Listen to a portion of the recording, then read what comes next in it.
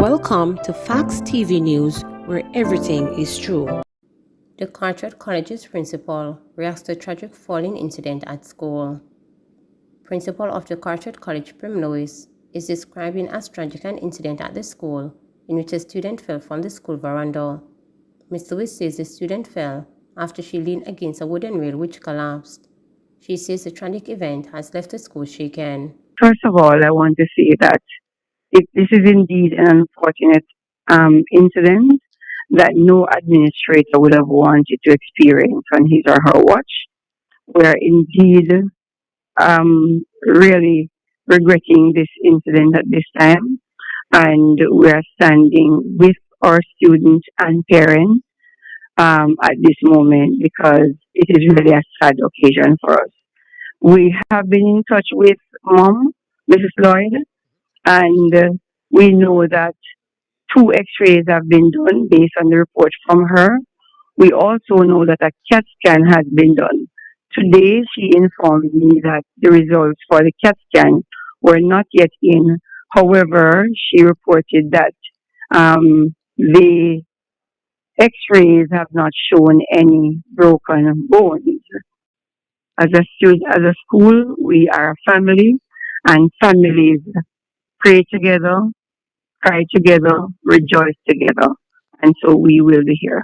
No, the students would not have known about the conversation that I would have represented on their behalf with the Alumni Association, because the Alumni Association, in partnership with the Ministry of Education, is supposed to be building a sixth form block for us. When they came for the Career Expo last week, Friday, part of what we did after they would have finished presenting to the students was to do a tour of the campus. And in doing that tour of the campus, I did touring the campus. And we actually went to that block. And in going to that block, it was with a view of looking at what could be done in terms of fast tracking the building that the Alumni Association is supposed to be working with the ministry to provide for hosting sixth formers. I did have a rap session with my students. Since last school year, I have instituted what is called conversations with admin, and would have continued that this year. The sixth formers asked for a meeting with me, and like I avail myself to my sixth formers, I did have a rap session with my sixth formers. During the rap session, the students spoke about the building and Mother of three in quandary after baby father friend murdered. As she gazed into the distance at the home in which Michael Mackie Graham once lived, Chantal Thomas was at a loss as to how she would carry on in caring for her three children, two of whom were fathered by him. Speaking with reporters on Friday, Thomas recounted the events leading up to the murder of her children's father, who was shot outside the home on Tuesday night in Riverton City, St Andrew. Graham was at home with his friend Omar Barkley, who had stopped by to watch television after work. Both men were laborers at the nearby Riverton City landfill and also engaged in the sale of plastic and glass bottles. But the still night was disrupted by the sound of gunfire at approximately 11:10 when unknown assailants invaded Graham's home and accosted both men for reasons Thomas said she was not aware of.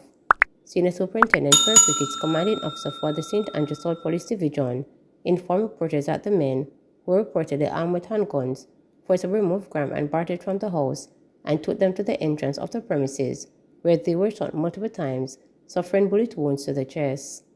No motive as yet. However, the incident has been attributed to gang violence, said Ricketts. He added that a police military team has since been maintaining a presence in the community as investigations continue.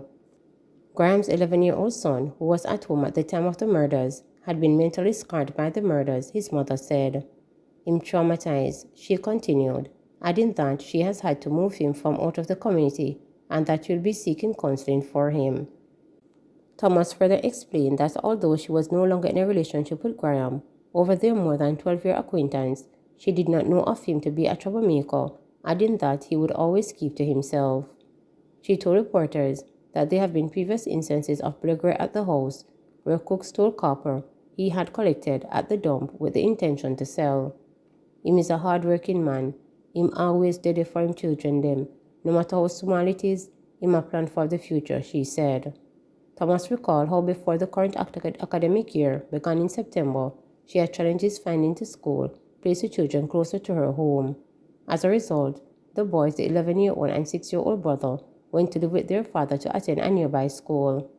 The two of them get book lists, and the book list where the man get for the two of them, the man fill the whole of the book list, every one of the book them, she said. He even come to him and say, idiot man, why make you buy the whole of them, and them not ready for use all of them yet? And he said, left me alone, I'm me picking them. I rather them done me money, she said of her encounters with him. Thomas said she appreciated that Graham would even care for her 14-year-old daughter, who was not his child.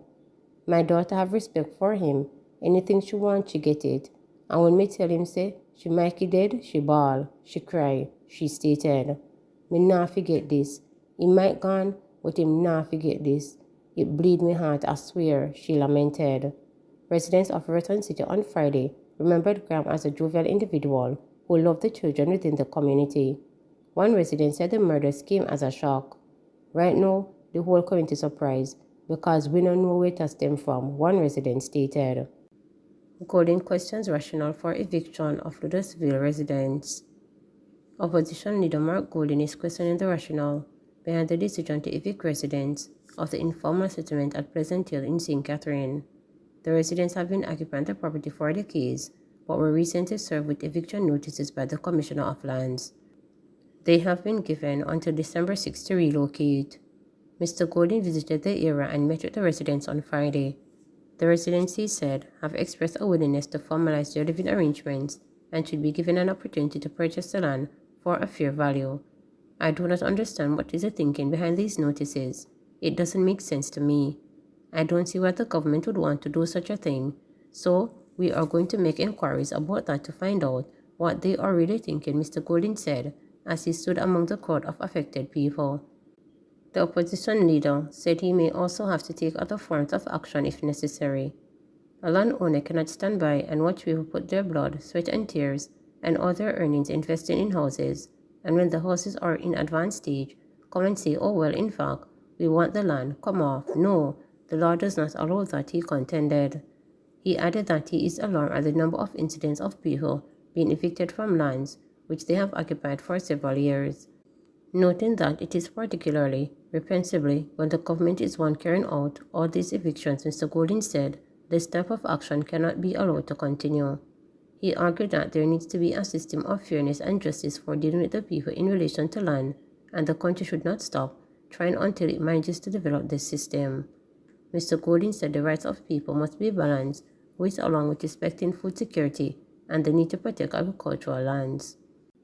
Hopewell police pose closer to reality. A grateful head of the police in the parish, Superintendent Sean Beaufort, has lauded the Hanover Municipal Corporation (HMC) for the role it played in making the long push to have a permanent police force in Hopewell a reality. Hopewell is fast becoming a crime hotspot, and the nearest police station is located approximately 3.5 miles away in Sandy Bay. Following 5 years of lobbying, the green light has been given for the establishment of the facility. This came about with a September 23 signing ceremony that allows the Jamaica Constabulary Force to lease HMC-owned property at the peppercorn rate at $1,000 per year for 50 years. The lease agreement for the Hopewell Police Station has now been signed. I just want to thank you. We have started to look at the location already. The team will be back on Friday for clearance, and so Superintendent Beaufort told Thursday's meeting of the HMC. In July of last year, it was reported that the HMC had decided to forego thousands of dollars in annual revenue for the property in order to facilitate the establishment of a well-needed post in that coastal town. The space was once occupied by the Electoral Office of Jamaica, which at the time was paying more than $250,000 per annum for the section of the building.